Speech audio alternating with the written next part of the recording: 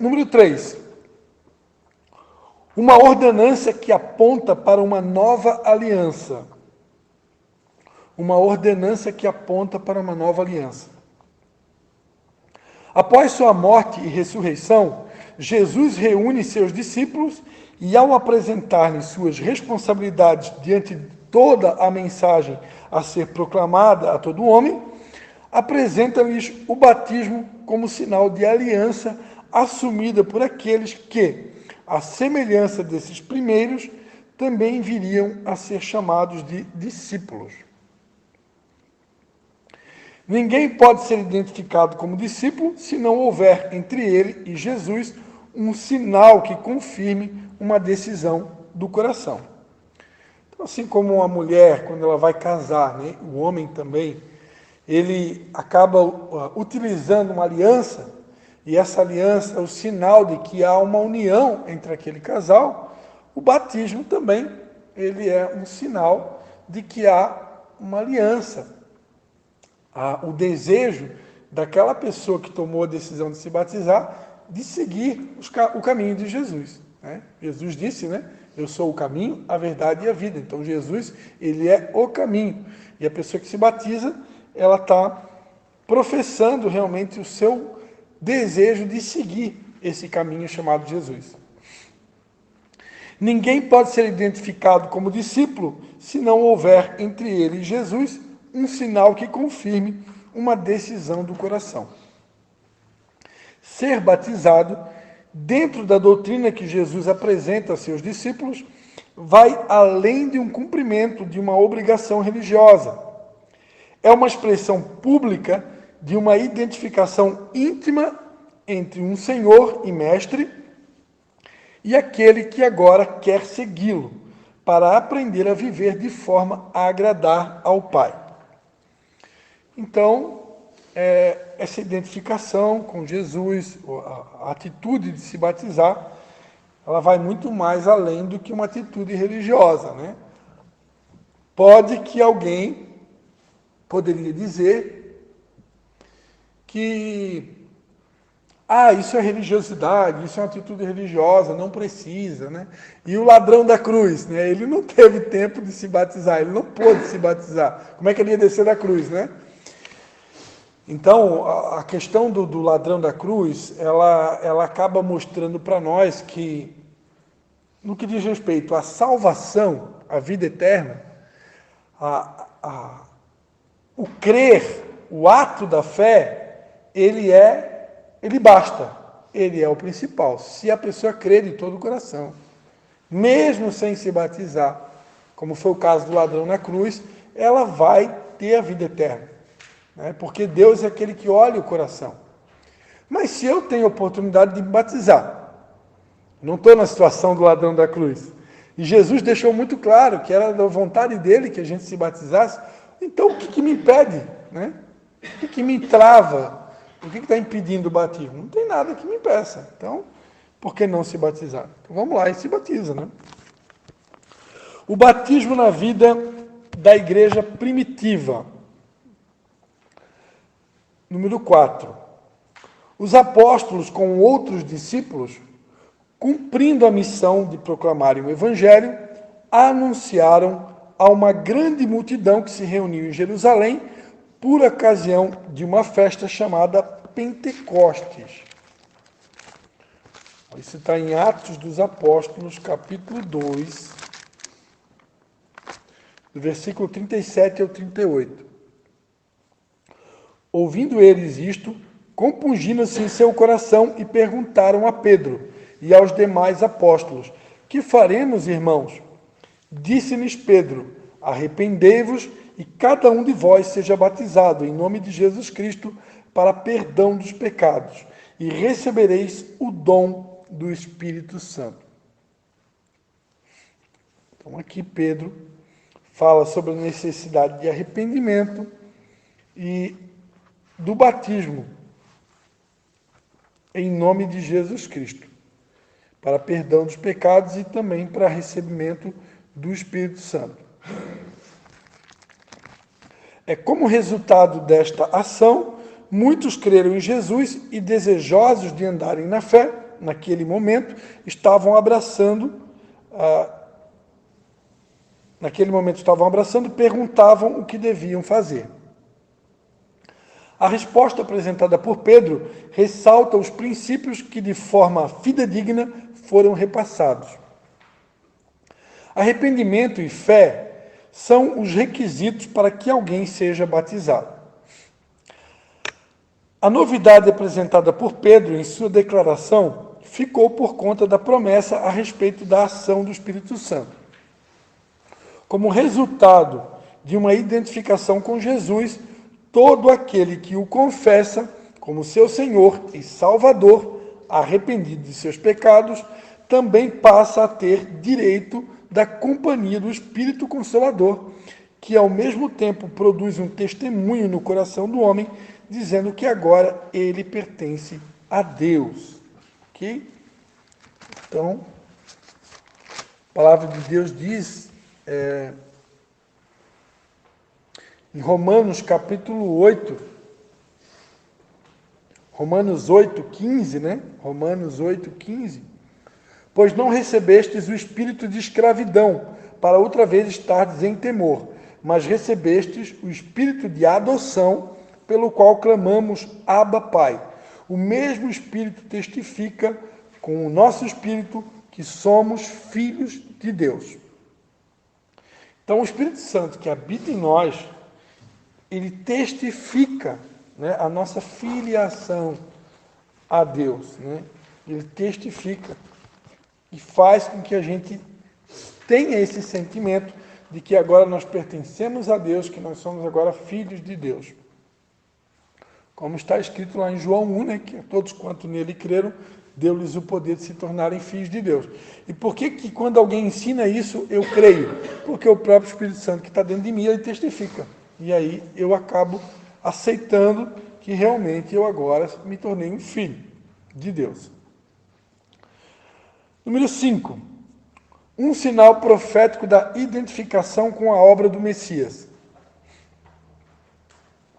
Ao escrever sua carta à igreja que estava em Roma, o apóstolo Paulo aprofundou alguns conceitos, revelando significados específicos do batismo nas águas, conforme Romanos 6, do 3 ao 10. A gente já leu aqui alguns desses versículos. Como sinal profético, vamos ler esse texto de novo. Romanos 6, do 3 ao 10. Ou não sabeis que todos quantos fomos batizados em Cristo Jesus, fomos batizados na sua morte? Ponto de interrogação. De sorte que fomos sepultados com ele pelo batismo na morte, para que, como Cristo ressurgiu dentre os mortos, pela glória do Pai, assim andemos nós também em novidade de vida. Se fomos plantados juntamente com ele na semelhança da sua morte, também o seremos na da sua ressurreição. Pois sabemos isto, que o nosso velho homem foi com ele crucificado, para que o corpo do pecado seja desfeito, a fim de não servirmos mais ao pecado, porque aquele que está morto está justificado do pecado. Ora, se já morremos com Cristo, cremos que também com ele viveremos. Pois sabemos que, havendo Cristo ressurgido dentre os mortos, já não morre, a morte não mais tem domínio sobre ele. Pois quanto a ter morrido, de uma vez morreu para o pecado, mas quanto a viver, vive para Deus. Então, uma das principais identificações que nós temos com Jesus através do ato do batismo é a identificação com a morte. O detalhe é que Jesus, ele morreu de verdade na cruz, né? Ele morreu na cruz pelos nossos pecados. E eu agora preciso morrer para minhas vontades. Eu não vou morrer numa cruz, mas eu tenho que morrer para minhas vontades, eu tenho que morrer para a carnalidade, eu tenho que morrer para o pecado. Isso é um batismo, né? Um batismo é quando eu eu realmente estou crucificando o velho homem, eu estou afundando ele. Esse velho homem tem que ser realmente crucificado. Então, ele afunda naquelas águas e tem que ficar lá, né? Tem uma historinha muito engraçada, né? Eu não sou bom de piada, né? Não tenho esse dom de contar piada, mas tem uma história que eu vou tentar lembrar para deixar a aula mais divertida, né? Conta a história, né, que o camarada estava batizando um bêbado, né? E aí ele submergia aquele bêbado e dizia, aceita Jesus, né? Aceita Jesus, e botava ele na água, né? E o cara levantava, ele botava na água de novo, aceita Jesus. E o cara levantava a terceira vez, ele afundava na água, aceita Jesus. Aí, quando chegou na quarta vez, o bêbado não se conteve, né? Tu tem certeza que esse Jesus está embaixo mesmo? Tem certeza que ele está aí? Então, é mais ou menos assim. Eu sou ótimo para contar piada. É um dom incrível. Eu, perto do Cláudio Duarte, olha, fico muito próximo. Mas eu chego lá. Um dia a gente aprende, né? Como sinal profético, o batismo nos faz publicar verdades espirituais que os olhos não alcançam, mas que, no espiritual, acontecem de forma muito real. O batismo publica a nossa identificação com a morte de Jesus, que é a morte para o pecado e todas as suas implicações, que acabou de falar, livrando-nos de uma tirania opressora que nos levava a um caminho desagradável ao Pai. Lembra que Jesus disse, né? Se permanecerem no meu caminho, verdadeiramente vocês serão livres. Quando Jesus falou isso, os mestres da lei perguntaram, como assim? Tu está dizendo que a gente é escravo? Como assim que nós somos escravos? Aí Jesus disse, todo aquele que comete pecado é escravo do pecado.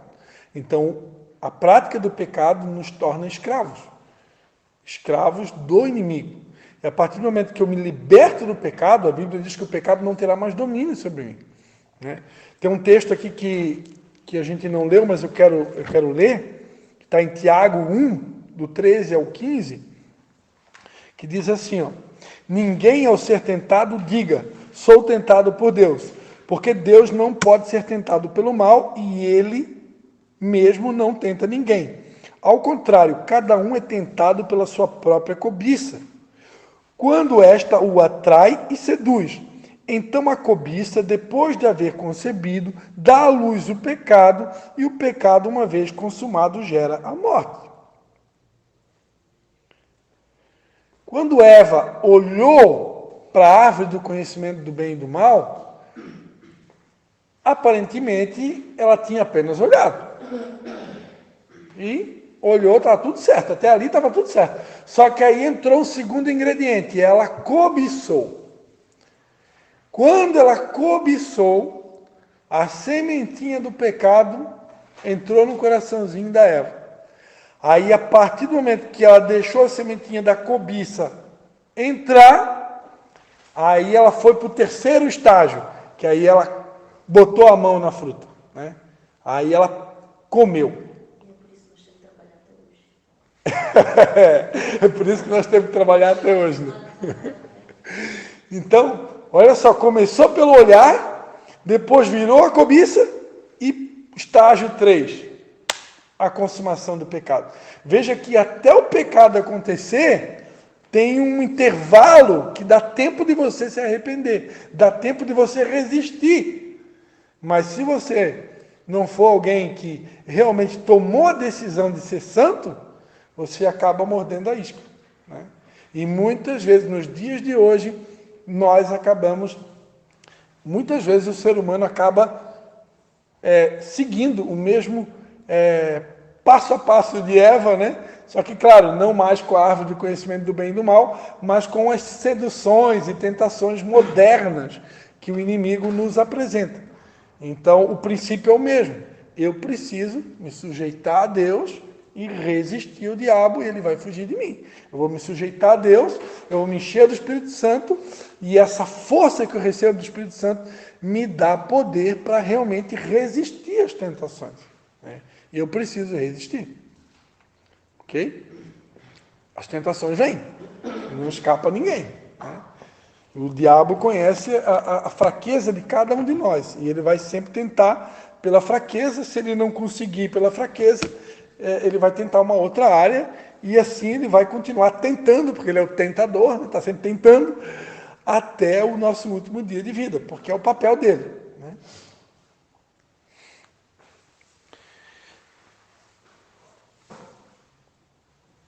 Pelo batismo também revelamos e publicamos a nossa identificação com a vida de Jesus. Temos uma identidade com Jesus que nos faz viver em novidade de vida no presente, ao mesmo tempo em que nos asseguramos de uma vida eterna, a ser vivida com Deus nos céus, que está reservada para aqueles que creem em Jesus. Conclusão. No batismo cristão, a ênfase está na identidade da pessoa batizada com Cristo na sua morte, sepultamento e ressurreição. O batismo descreve a experiência de uma conversão da aceitação inicial por Cristo para a iniciação à comunidade cristã. Ok? Alguma dúvida? Então, faz a pergunta novamente aí, está gravando aí, faz a pergunta novamente para nós aí, Natasha. Eu queria saber se a vertente teológica que a gente segue acredita que Jesus ressuscitou em espírito ou ele ressuscitou na carne? Então vamos lá. A pergunta da Natasha. Primeira carta de Paulo aos Coríntios, capítulo número 15. O capítulo 15, ele fala sobre a ressurreição, tá? Depois vocês podem ler o texto todo em casa. Olha só o que diz lá no versículo 50. 1 Coríntios 15, 50. E agora digo isto, irmãos, que a carne e o sangue não podem herdar o reino de Deus, nem a corrupção herda a incorrupção. Eis que vos digo um mistério, na verdade nem todos dormiremos, mas todos seremos transformados. Num momento, num abrir e fechar de olhos, ao soar da última trombeta, pois a trombeta soará e os mortos ressurgirão incorruptíveis e nós seremos transformados. Pois convém que isto que é corruptível se revista da incorruptibilidade e que isto que é imortal se revista da imortalidade. E quando isto que é corruptível se revestir da incorruptibilidade e isto que é mortal se revestir da imortalidade, então se cumprirá a palavra que está escrita: tragada foi a morte na vitória. Onde está a morte teu aguilhão? Onde está a morte a tua vitória? Ora, o aguilhão da morte é o pecado e a força do pecado é a lei. Mas graças a Deus que nos dá a vitória por nosso Senhor Jesus Cristo. Aí vem o versículo que meu pai mais ama, né? Portanto, meus amados irmãos, sede firmes e constantes, sempre abundantes na obra do Senhor, sabendo que no Senhor o vosso trabalho não é vão. Aqui no versículo 50 já respondeu a pergunta, né? Aquilo que é corruptível, ou seja, a nossa carne, o nosso corpo de carne e sangue, como está escrito aqui, ele não pode herdar a vida eterna, não pode herdar o reino. Ou seja, o corpo, embora que Cristo nunca pecou, né? Mas esse corpo de carne aqui, ele não pode subir aos céus, ele não pode ascender aos céus. Então, tudo indica que Jesus ele recebeu um novo corpo. Aqui diz que nós seremos transformados, né? Todos seremos transformados num piscar e abrir de olhos. Então, esse corpo aqui um dia vai ser transformado. Nós vamos receber um novo corpo. Então, tudo indica que Jesus, ele recebeu também um novo corpo depois da ressurreição. Por que eu sei disso? Porque naquela passagem que Jesus entrou na casa, ele não entrou pela porta. Lembra quando ele chega para Tomé e diz, Tomé, toca aqui, né? Acho que está em João, vamos ver, acho que é o Evangelho de João, a porta estava fechada, né? Sim. E como é que Jesus entrou lá dentro daquela casa? E ele pede para Tomé tocar nele, né? Aqui, ó.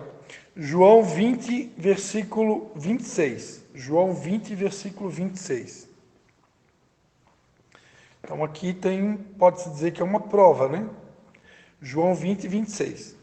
8 dias mais tarde, estavam de novo os discípulos dentro de casa, e Tomé com eles. Aí diz aqui, ó, embora as portas estivessem trancadas, Jesus chegou, apresentou-se no meio deles e disse, paz seja convosco. Então disse a Tomé, põe aqui o teu dedo, vê as minhas mãos, chegue a tua mão e põe-na no meu lado. Não sejas incrédulo, mas crente. Né? Disse-lhe Tomé, Senhor meu e Deus meu. Então Jesus me disse, porque me viste e creste, bem-aventurados os que não viram e creram. Então aqui diz que as portas estavam trancadas. Então se as portas estavam trancadas, como é que Jesus apareceu no meio deles? Então tudo indica que ele recebeu um novo corpo. Ele tinha um corpo. Porque se ele não tivesse um corpo, ele não teria dito para Tomé, toca aqui, na minha ferida. Então ele tinha um corpo. Só que era um novo corpo, estão entendendo? É um corpo glorificado. É um corpo diferente. É esse corpo que diz lá em João, em 1 Coríntios 15, que nós vamos receber. Porque esse corpo que está aqui, esse não pode herdar a vida eterna.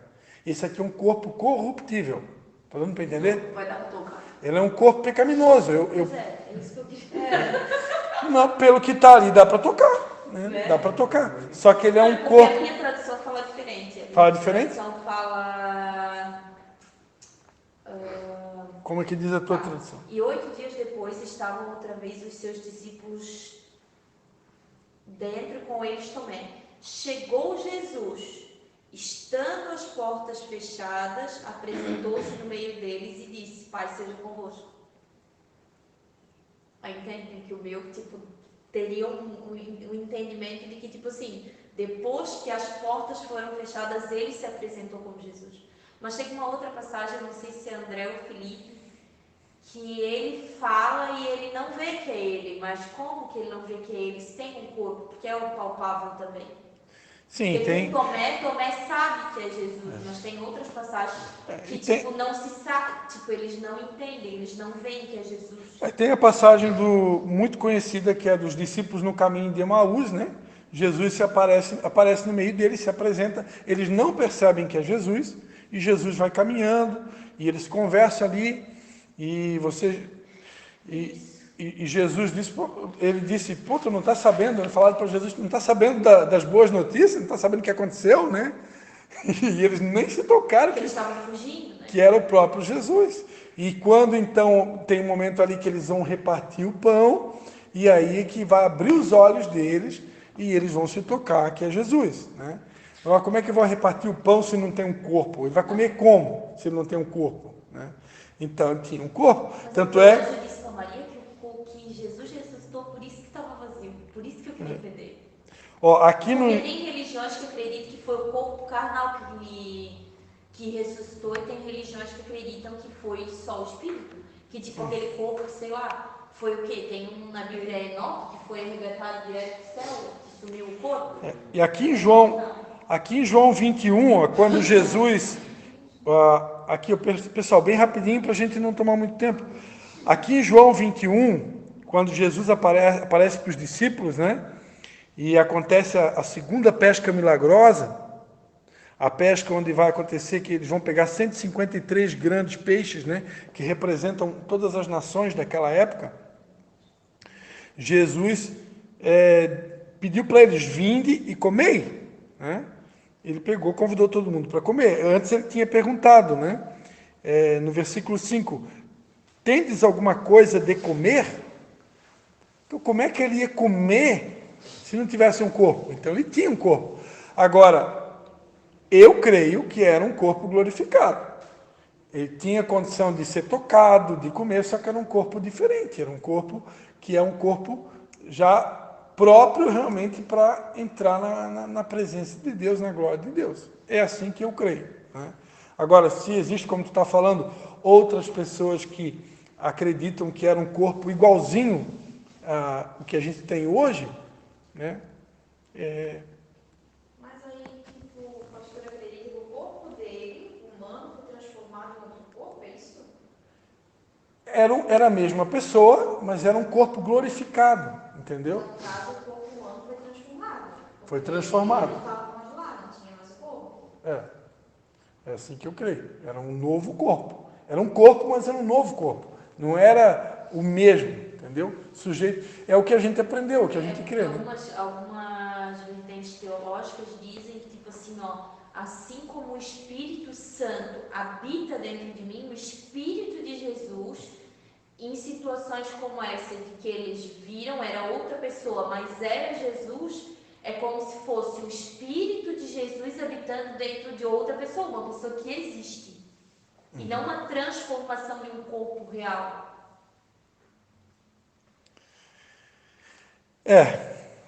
Eu poderia, né, pesquisar isso um pouco mais a fundo, trazer numa próxima aula, né, se for do interesse de vocês, mas é o que eu aprendi, né? É o que eu aprendi, que realmente era um novo corpo, né? Porque, pelo que diz aqui... Agora, é realmente uma incógnita? Incógnita não, vamos usar uma outra palavra. É realmente um pouco polêmico? Pode-se dizer que sim, por quê? Porque Jesus ele nunca pecou. Então, na verdade, não dá para dizer que o corpo dele era um corpo corruptível, pecaminoso. Por quê? Porque ele nunca pecou, entendeu? Agora, nós não. Nós realmente é um corpo corruptível. Então, não dá para afirmar 100% que Jesus tinha um corpo corruptível. Por quê? Porque ele nunca pecou. Se ele tivesse pecado, aí sim. Aí não teria lógica, porque biblicamente esse corpo aqui não pode herdar o reino do céu. Se Deus descesse em glória aqui agora, durante essa aula aqui, nós seríamos todos fulminados. Seríamos todos fulminados. Nós não resistiríamos. A Bíblia diz que ele é fogo consumidor. Ele é totalmente santo, santo, santo, santo. Então esse corpo aqui não consegue, né? Tanto é que tem algumas teofanias, né, no Antigo Testamento. Aconteceu lá no rio Quedar, com Ezequiel, quando ele aparece ali, aquele corpo deve ser um corpo glorificado também, enfim, era uma teofania. Ezequiel ele cai no chão, na hora, ele cai no chão, ele não consegue ficar de pé, só da presença dele, né? Não consegue ficar de pé. Então,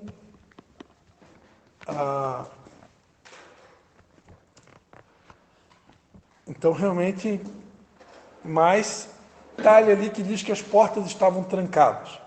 Agora, se vocês tiverem interesse, a gente pode pesquisar mais a fundo para ver ali no original se tem alguma possibilidade dessa porta ter aberto, fechado. Mas eu aprendi a minha vida toda que não, que ele entrou com a porta fechada, como a gente leu ali, né? Aqui na minha versão, Almeida Revista e Corrigida, diz que estava... A porta estava fechada e ele entrou. 8 dias mais tarde, estavam de novo os discípulos dentro de casa e Tomé com eles. Embora as portas estivessem trancadas, diz aqui na minha versão, Jesus chegou, apresentou-se no meio deles e disse: Pai seja convosco. Então, por que a Bíblia fez questão de colocar esse detalhe, embora as portas estivessem trancadas? Por que o escritor ele fez questão de colocar esse detalhe? Para ficar claro que ele conseguiu entrar mesmo com a porta fechada. E se ele conseguiu entrar mesmo com a porta trancada, aqui na minha destrancada, né? Como que ele conseguiu entrar? Se ele não tivesse um novo corpo? Estão dando para entender? Agora, eu vou fazer isso e vou trazer isso na próxima aula. Eu trago o livro que eu li sobre. Pode trazer. E eu vou pesquisar em outras versões bíblicas. Eu tenho lá em casa bastante material também. Vou pesquisar isso mais a fundo. E aí semana que vem a gente encerra. Tem uma passagem aqui que fala, né, sobre a... Tem uma passagem que fala, eu não estou conseguindo achar aqui agora, mas tem um versículo que fala a quantidade de dias que Jesus ficou na terra após a sua ressurreição, tá? Foi tocado nesse assunto aqui também. Depois eu posso achar isso para vocês também. Mas a gente precisa encerrar, porque a gente tem que fazer a correção do exercício ainda, tá? Na próxima aula a gente volta a tocar nesse assunto aí, tá bom? Então estamos todos aqui aprendendo, o professor também está aprendendo, assim como vocês. Então se tiver alguma coisa diferente, mas eu confesso que eu tinha aprendido, o que eu aprendi foi que ele recebeu, até aqui, né? Porque eu estou em obras até a volta de Jesus, assim como vocês, até aqui eu aprendi que era um corpo glorificado, né? E por isso ele conseguiu entrar naquela casa mesmo com as portas trancadas. Mas a gente pode pesquisar melhor e trazer para vocês na próxima aula, ok?